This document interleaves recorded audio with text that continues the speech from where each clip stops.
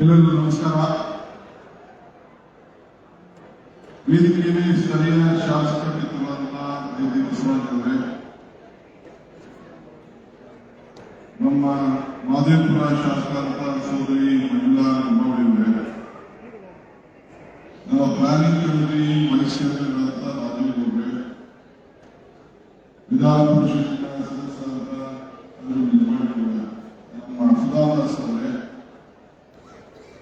ನಮ್ಮ ಆಯುಕ್ತರು,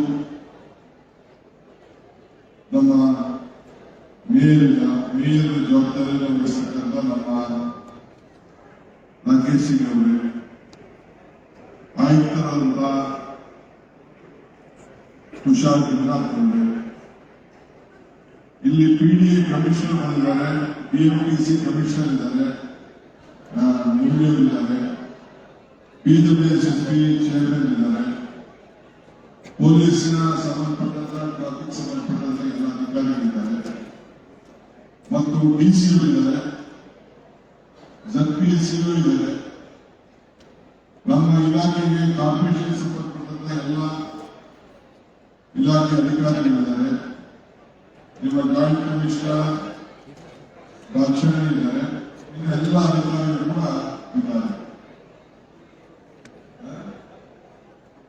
ಹೌಸಿಂಗ್ ಬಂದಿದ್ದಾರೆ, ಸ್ಲಮ್ ಡೆವಲಪ್ಮೆಂಟ್ ಬೋರ್ಡ್ ಬಂದಿದ್ದಾರೆ. ಯಾರನ್ನು ಬೆಂಗಳೂರು ನಗರಕ್ಕೆ ಈ ಭಾಗಕ್ಕೆ ಸಮಸ್ಯೆಗಳು ಬೇಕು, KEB, ಬೆಸ್ಕಾಂ ಮತ್ತು ಎಲ್ಲ ಸಂಬಂಧಪಟ್ಟಂತ ಎಲ್ಲ ಅಧಿಕಾರಿಗಳು ಇವತ್ತು ನಾವೆಲ್ಲ ಸರ್ಕಾರ, ನಾನೊಬ್ಬ ಜಿಲ್ಲೆಯ ಮಂತ್ರಿ ಆಗಿರ್ಬೋದು, ಉಪಮುಖ್ಯಮಂತ್ರಿ ಆಗಿದ್ದು, ನಿಮ್ಮ ಹತ್ರ ನೀವೆಲ್ಲ ಬಂದು ನಮ್ಮನ್ನ ಭೇಟಿ ಮಾಡೋಕ್ಕೆ ಬಹಳ ಕಷ್ಟ ಆಗ್ತದೆ. ಶಾಸಕರು ಕೂಡ ಒತ್ತಡ ಜಾಸ್ತಿ ಇರ್ತದೆ. ಅದಕ್ಕೆ ಈ ಸರ್ಕಾರದ ಅಧಿಕಾರಿಗಳ ಕರ್ಕೊಂಡು ನಿಮ್ಮ ಮನೆ ಬಾಗಿಲಿಗೆ ಬಂದಿದ್ದೇನೆ. ಸಾಯಂಕಾಲದವರು ನಾನು ಯಾರು ಕಾಫಿ ಮಾಡೋದು ಬೇಡ, ಬ್ರಷ್ ಮಾಡೋದು ಬೇಡ, ಸಾಯಂಕಾಲದವರು ಕೂತ್ಕೊಂಡಿರಿ. ನಿಮ್ಮ ಅರ್ಜಿ ಎಲ್ಲ ಸ್ವೀಕಾರ ಮಾಡ್ತೀನಿ. ನಿಮ್ಮ ಅರ್ಜಿ ಸ್ವೀಕಾರ ಮಾಡೋಕ್ಕೆ ಮುಂಚಿತವಾಗಿ ನಿಮ್ಮ ಅರ್ಜಿಗಳನ್ನ ನನ್ಗಿಲ್ಲ ಕೊಡೋದು ಎಷ್ಟು ಮುಖ್ಯನೋ ಅಷ್ಟೇ ಮುಖ್ಯ. ನಾವು ಎಲ್ಲ ಗುಂಪುಗಳಿದೆ ಸುತ್ತು, ಅಲ್ಲಿ ಹೋಗಿ ರಿಜಿಸ್ಟರ್ ಮಾಡ್ಕೊಳ್ಬೇಕು. ಆ ರಿಜಿಸ್ಟರ್ ಮಾಡ್ಕೊಂಡ್ರೆ ಎಲ್ಲ ಅರ್ಜಿಗಳು ಕೂಡ ಏನಾಯಿತು ಮುಂದಕ್ಕೆ ಅಂತೇಳಿ ನಿಮಗೆ ಉತ್ತರ ಸಿಗ್ತದೆ. ನನಗೂ ಕೂಡ ನಾನು ಪ್ರತ್ಯೇಕವಾಗಿ ನಿಮ್ಮ ಅರ್ಜಿಗಳನ್ನ ನೋಡಿ ಯಾರ ಸಮಸ್ಯೆ ಇದೆ, ಕಾನೂನು ಚೌಕಟ್ಟಲ್ಲಿ ಅದು ಆಗ್ತದ ಇಲ್ವ, ಮಾಡ್ಬೇಕಾ, ಏನ್ ಸಮಸ್ಯೆ ಇದೆ ಅಂತೇಳಿ ನಿಮಗೆ ಉತ್ತರವನ್ನ ಕೊಟ್ಟು ಅದನ್ನ ಬಗೆಹರಿಸಲಿಕ್ಕೆ ಅನುಕೂಲ ಆಗ್ತದೆ. ಆದ್ರಿಂದ ನಾನು ಮೊದಲು ನಿಮ್ಮೆಲ್ಲರೂ ಕೂಡ ತಾಳ್ಮೆಯಿಂದ ಎದುರು ಫಸ್ಟ್ ರಿಜಿಸ್ಟ್ರೇಷನ್ ಮಾಡಬೇಕು. ಇಲ್ಲ ಪೆನ್ಷನ್ ಬಂದಿಲ್ವೋ, ಖಾತೆ ಇಲ್ವೋ, ಸಮಸ್ಯೆ ಇದೆ, ಭಾಗ್ಯಲಕ್ಷ್ಮಿ ಬಂದಿಲ್ವೋ, ಭಾಗ್ಯ ಜ್ಯೋತಿ, ಗೃಹ ಜ್ಯೋತಿ ಬಂದಿಲ್ವೋ, ಏನೇ ವಿಚಾರ ಇದೆ, 5 ಗ್ಯಾರಂಟಿಗಳ ವಿಚಾರ ಇದೆ, ನಿಮ್ ಕಡೆಗೆ ಏನಾದ್ರು ಬಸ್ಸಲ್ಲಿ ಸಮಸ್ಯೆ ಇದೆಯೋ, ಒಳಚರಂಡಿ ಸಮಸ್ಯೆ ಇದೆಯೋ, ಇವೆಲ್ಲ ತಿಳಿಸಿ. ಈಗ ನಿಮ್ಮ ಶಾಸಕರಾದ ಬಸವರಾಜರು ಮತ್ತು ಮಂಜುಳಾ ನಿಂಬಾವಳಿಯವರು ಅನೇಕ ಬೇಡಿಕೆಗಳನ್ನು ನಮ್ಮ ಮುಂದೆ ಇಟ್ಟಿದ್ದಾರೆ. ಅದನ್ನೆಲ್ಲ ಗಮನದಲ್ಲಿ ನಾನು ಇಟ್ಕೊಂಡಿದ್ದೇನೆ. ಅದೆಲ್ಲ ನಾನು ಯಾವ ರೀತಿ ಬಗೆಹರಿಸಬೇಕು. ನನಗೆ ರಾಜಕಾರಣ ಮುಖ್ಯ ಅಲ್ಲ. ನಿಮ್ಮ ಬದುಕಿನಲ್ಲಿ ಬದಲಾವಣೆ. ನಾವು ಭಾವನೆ ಮೇಲೆ ರಾಜಕಾರಣ ನಾವು ಮಾಡುವುದಿಲ್ಲ. ನಿಮ್ಮ ಬದುಕಿನ ಮೇಲೆ ರಾಜಕಾರಣ ಮಾಡುವ. ನಿಮ್ಮ ಕಷ್ಟ ಕೇಳಬೇಕು ಅಂತೇಳಿ ಇಲ್ಲಿಗೆ ಬಂದಿದ್ದೇನೆ. ಆದ್ರಿಂದ ಎಲ್ಲರೂ ಬಹಳ ಫಸ್ಟ್ ಸ್ಟಾರ್ಟಿಂಗು ಮನೆಗೆ ಹೋಗ್ಬೇಕು, ವಯಸ್ಸಾದವರು ಅವ್ರನ್ನೆಲ್ಲ ಫಸ್ಟ್ ನಾನು ಅಲ್ಲೇ ಹೋಗಿ ಅವ್ರನ್ನ ಭೇಟಿ ಮಾಡ್ತೀನಿ. ಅದಾದ್ಮೇಲೆ ಇದೆಲ್ಲ ಕಡೆ ವ್ಯವಸ್ಥೆ ಮಾಡಿದ್ವಿ. ನಿಂತ್ಕೊಂಡು ನಿಮ್ಮ ಅರ್ಜಿನ ಫಸ್ಟ್ ರಿಜಿಸ್ಟರ್ ಮಾಡಿ, ಅದು ರಿಜಿಸ್ಟರ್ ಮಾಡಿದ್ರೆ ಎಷ್ಟು ದಾಖಲೆ ನನಗೂ ಕೊಟ್ಟರು, ಅದು ನಾನು ರಿಜಿಸ್ಟರ್ ಕೊಡ್ತೀನಿ. ಆದ್ರೆ ಬೇರೆ ನಾನು ಎಂಡಾಸ್ಮೆಂಟ್ ಕೊಡಕ್ಕಾಗಲ್ಲ. ನಾನು ಹೇಳಿ ನೆಕ್ಸ್ಟ್ ಬಾರಿ ಏನಾದ್ರು ಅರ್ಜಿಗಳಿಲ್ಲ ಅಂದ್ರೆ ಒಂದೇ ರೀತಿಯಲ್ಲಿ ನೀವು ಜೆರಾಕ್ಸ್ ಮಾಡ್ಕೊಡಿ ಅಂತ ಹೇಳಿದ್ದೇನೆ. ಅರ್ಜಿ ತೆಗೆದುಕೊಂಡಾಗ ನಿಮ್ಗೆ ಅವ್ರು ಎಂಡಾಸ್ಮೆಂಟ್ ಕೂಡ ಕೊಡ್ತಾರೆ. ಅದು ಕೂಡ ನೀವು ಇಟ್ಕೊಂಡಿದ್ರೆ ಮುಂದಕ್ಕೆ ಅದು ನಮ್ಮಲ್ಲಿ ನಾವು ವಿಶ್ಲೇಷಣೆ ಮಾಡಿದ್ದೀವಿ. ಆ ಆ ನಂಬರ್ ಬರ್ತದೆ.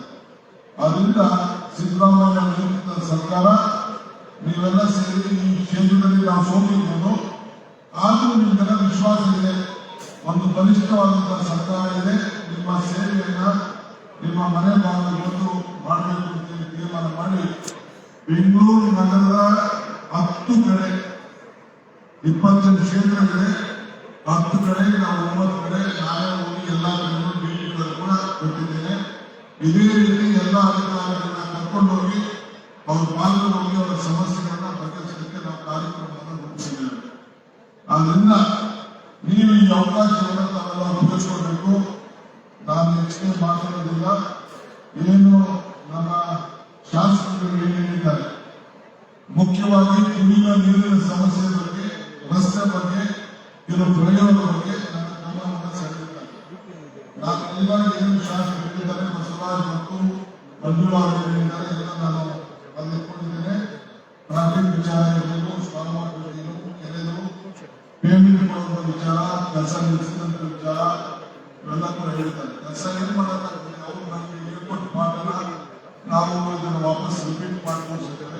ಆದ್ರೂ ಎಲ್ಲೆಲ್ಲ ಅವಶ್ಯಕತೆ ಇದೆ ಆ ಕೆಲಸನೆಲ್ಲ ಖಂಡಿತ ನಾನು ಮಾಡ್ಕೊಡ್ತೀನಿ ಅನ್ನೋದನ್ನ ಇವತ್ತು ದೀಪಾವಳಿಯವರು ಮತ್ತು ಬಸವರಾಜ್ ಅವರು ಕೂಡ ನಾನು ತಿಳಿಸ್ತಾ ಇದ್ದೇನೆ. ಸೊ ಇದನ್ನ ಎಲ್ಲಿ ಇವತ್ತು ಬಹಳ ಅತಿ ಅವಶ್ಯಕತೆ ಇದೆ ಅಂತ ಒಂದು ದೊಡ್ಡ ಅಭಿಯಾನ ಕೊಟ್ಟಿದ್ದಾರೆ ಗ್ರೂಪ್ ಸೇರಿ ಅವರು ಕ್ಷೇತ್ರಗಳೆಲ್ಲ ಕೊಟ್ಟಿದ್ದಾರೆ. ಸ್ಟ್ರಾಂಗ್ ವಾಟರ್ ಡ್ರೈನ್ ವಿಚಾರದಲ್ಲಿ ಅದನ್ನ ಬಹಳ ತುಂಬಿಕೊಳ್ತಾ ಇದ್ದಾರೆ.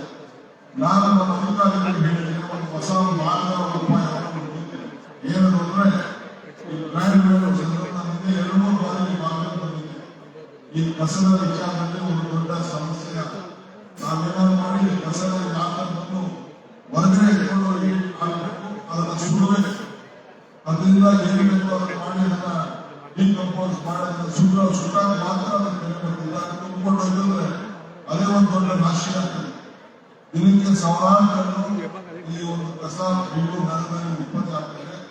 ಅದಕ್ಕೆ 4 ಕಡೆ ಒಂದು ವಿಶೇಷವಾದಂತ ಅದನ್ನ ಸುಡುವಂತ ಏನು ವ್ಯವಸ್ಥೆ ಮಾಡಲಿಕ್ಕೆ ಸಾಧ್ಯ, ನಾವು ವೀಕ್ಷಣೆ ಮಾಡೋದು, ಗ್ಯಾಸ್ ಟ್ಯಾಂಕ್ ಮಾಡೋದು, ಅದಕ್ಕೆ ಐಡೆಂಟಿಫಿಕೇಶನ್ ಮಾಡಿ ಅದನ್ನ ಈಗಾಗಲೇ ನಾನು ಟೆಂಡರ್ ಕೂಡ ಓಪನ್ ಮಾಡಿಸಿದ್ದೇನೆ. ಇನ್ನು 4 ಕಡೆ ಟೆಂಡರ್ ಕೂಡ ಕರೀತಾ ಇದ್ದೇವೆ. ಇದನ್ನ ಟ್ರಾನ್ಸ್ಪೋರ್ಟ್ ಕಲೆಕ್ಷನ್ ಏನಿದೆ ಅದನ್ನ ಟೆಂಡರ್ ಕೂಡ ಓಪನ್ ಮಾಡ್ತಾ ಇದ್ದೇವೆ. ಮಾಡಿ ಅದಕ್ಕೊಂದು ವ್ಯವಸ್ಥೆನ ಈ ಕಸದೇ ಒಂದು ದೊಡ್ಡ ಪ್ರಾಬ್ಲಮ್. ಒಂದು ಕಸ, ಒಂದು ಟ್ರಾಫಿಕ್, ಒಂದು ನೀರು ಮತ್ತು 110 ನೀರಿನ ಸಮಸ್ಯೆ. ಮೊದಲು ಇದಕ್ಕೆ ಪ್ರಾಧಾನ್ಯತೆ ಕೊಡಬೇಕು. ಇನ್ನೊಂದು ವಿಚಾರ ಏನಪ್ಪಾ ಅಂದ್ರೆ, ಈಗ ಊರು ತೆಗೆಯುವ ವಿಚಾರಕ್ಕೆ ನಮ್ಮ ಇವರು ಮಂಜುಳಾ ಅವರು ತಿಳಿಸಿದ್ರು ಊರೆಲ್ಲ. ಅದಕ್ಕೆ ನಾನು ಕೆಲವು ಜಾಗಗಳೆಲ್ಲ ನೋಡಿದ್ದೇನೆ. ಒಂದು ಎಲ್ಲಿಂದ ಆಗಿದೆ ಏನಪ್ಪಾ ಅಂತಂದ್ರೆ, ಯಾವುದೇ ಒಂದು ರಾಜಕಾರಣ ಇದ್ರೆ ಅದ್ರ ಪಕ್ಕದಲ್ಲಿ 50 ಅಡಿ ಏನು 50 ಮೀಟರ್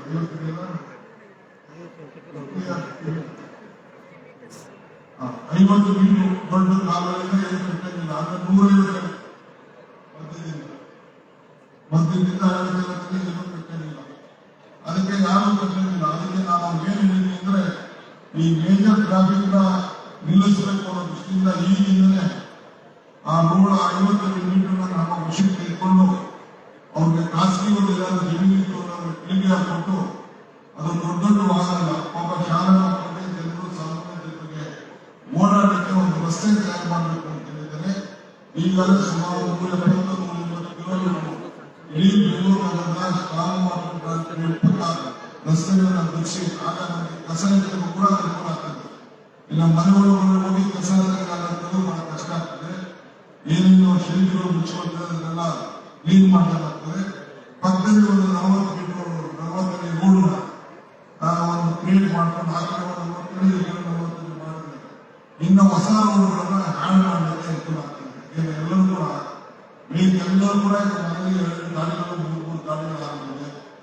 30-40 ಸೈಡ್ ಅಂತಂದ್ರೆ 10, 5, 7, 8, 10 ಕಟ್ತಾ ಇದ್ದೀವಿ. ಇಲ್ಲಿ ಟ್ಯಾಕ್ಸ್ ಇಂದ ಬಹಳ ಯೂಸ್ಫುಲ್ ಆಗ್ತದೆ. ನೀವೆಲ್ಲ ಇದನ್ನ ಅಡ್ಮಿಷನ್ ಮಾಡ್ಕೋಬೇಕಾದ್ರೆ ಸೆಲ್ಫ್ ಡಿಫೆನ್ಸ್ ಸ್ಕೀಮಲ್ಲಿ 30-40 2 ಮನೆ ಕಟ್ಟಿರ್ತೀವಿ, ಮೇಲ್ಗಡೆ 4 ಮನೆ ಕಟ್ಟಿಬಿಟ್ಟಿದ್ದೀವಿ. ಅದಕ್ಕೆಲ್ಲ ಈಗ ಆಗಾಗಲೇ ಸರ್ವೆ ನಡೀತಾಯಿದೆ. ಹೆಚ್ಚಿಗೆ ದುಡ್ಡನ್ನ ಟ್ಯಾಕ್ಸ್ ಅನ್ನ ನೀವು ಕಟ್ಟಿಲ್ಲ ಅಂದ್ರೆ ನಾವೇನು ಅಭಿವೃದ್ಧಿ ಮಾಡಲಿಕ್ಕೆ ಸಾಧ್ಯ ಇಲ್ಲ. ಈಗ ಒಂದು ಟ್ರೈನ್ ಏರ್ಪಡಿದ್ದೇವೆ. ನಿಮ್ಮ ಮನೆ ಬಾಗಿಲಿಗೆ ಎಲ್ಲರೂ ಕೂಡ ನಿಮ್ಮ ಆಸ್ತಿ ಪಾಸ್ತಿಗಳು ಏನಿದೆ ಆ ದಾಖಲೆಗಳನ್ನ ಫ್ರೀಯಾಗಿ ಮನೆ ಬಾಗಿಲಿಗೆ ಒಂದು ಸ್ವತ್ತಿನ ದಾಖಲೆಯನ್ನ ಕೊಡಲಿಕ್ಕೆ ಈಗಾಗಲೇ ನಿರ್ಧಾರ ಮಾಡಿದ್ದೇವೆ. 1 ವರ್ಷದೊಳಗಡೆ ಎಲ್ಲರೂ ಕೂಡ ಖಾತೆಯಿಂದ ನಿಮ್ಮ ಮನೆ ಬಾಗಿಲಿಗೆ ಕೊಡುವಂತ ಕೆಲಸವನ್ನ ಫ್ರೀಯಾಗಿ ನಾನು ಮಾಡ್ತೇನೆ. ಯಾರು ಕೂಡ 1 ರೂಪಾಯಿ ದುಡ್ಡು ಕೊಡೋದು ಒಬ್ಬರು ಲಂಚ ತಗೊಂಡು ಏನೇ ಇದ್ರು ಯಾರು ಲಂಚ ಕೇಳೋದು ನಮ್ಮ ಗಮನಕ್ಕೆ ತಿಳಿಸಬೇಕು. ಸುಮ್ಮನೆ ಹೂವ ಅವರೆಲ್ಲ ಮಾತಾಡ್ತಾರೆ. ಅವ್ರು ಕೇಳ್ತಾರೆ, ಇವ್ರು ಕೇಳ್ತಾರೆ, ಎಮ್ಮೆಲ್ಯೆ ಶಿಷ್ಯರು ಕೇಳ್ತಾರೆ, ಮಂತ್ರಿ ಶಿಷ್ಯರು, ಪ್ರಿಯರು ಯಾರು ಕೇಳಬಹುದು. ಯಾರು ಕಂಪ್ಲೇಂಟ್ ಕೊಡಿ, ಕಂಪ್ಲೇಂಟ್ ಕೊಡೋದ ಕೆಲಸ ನಾವು ಮಾಡಬೇಕು. ನಮ್ಮ ಬಿಬಿಎಂಪಿ ಕಚೇರಿಯಲ್ಲೂ ಕೂಡ ನಾವು ಒಂದು ನಂಬರ್ನ ನೋಟ್ ಮಾಡ್ತೀವಿ. ಅವರು ಕೂಡ ಒಂದು ಕಂಪ್ಲೇಂಟ್ ಕೊಡಂತ ವ್ಯವಸ್ಥೆನ ನಾವು ಮಾಡಬೇಕು ಅಂತ ಈ ಸಂದರ್ಭದಲ್ಲಿ ಕೇಳ್ತಾ ಇದ್ದೀನಿ. ಈಗ ನಿಮಗೆ ಅನೇಕ ಭಾಗ್ಯಗಳು ನಿಮ್ಮ ಮನೆ ಬಾಗಿಲು ಬಂದಿದೆ. ಎಲ್ಲ ಹೆಣ್ಮಕ್ಳೆಲ್ಲ ಫ್ರೀಯಾಗಿ ಬಸ್ ಓಡಾಡ್ತಾ ಇದ್ದಾರೆ, ಫ್ರೀಯಾಗಿ ಬಸ್ ಎಲ್ಲ ಓಡಾಡ್ತಾರೆ, ಎಲ್ಲ ಕೇಳ್ತಾ ಇದ್ದಾರೆ. ಸೊ ನಿರುದ್ಯೋಗ ಕೂಡ ಯಾರ್ಯಾರಿಗೆ ಸಿಕ್ಕಿಲ್ಲ ಅವರು ರಿಜಿಸ್ಟ್ರೇಷನ್ ಮಾಡ್ಕೊಳ್ಳಿ. ಮಹಿಳೆಯರಿಗೆ 2,000 ರೂಪಾಯಿ ಕೂಡ ತಲುಪ್ತಾ ಇದೆ.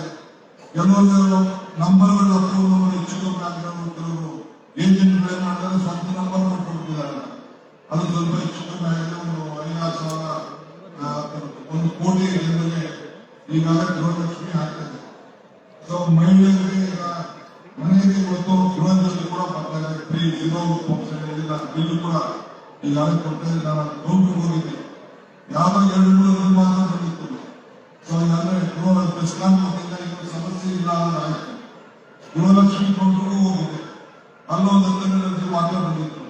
ಹಾಗೆ ಈಗ ಕಂದಾಯದ ಪಿಂಚಣಿ ಏನಿದೆ ಅದೆಲ್ಲ ಕೂಡ ದಯವಿಟ್ಟು ಕೊಡಿ.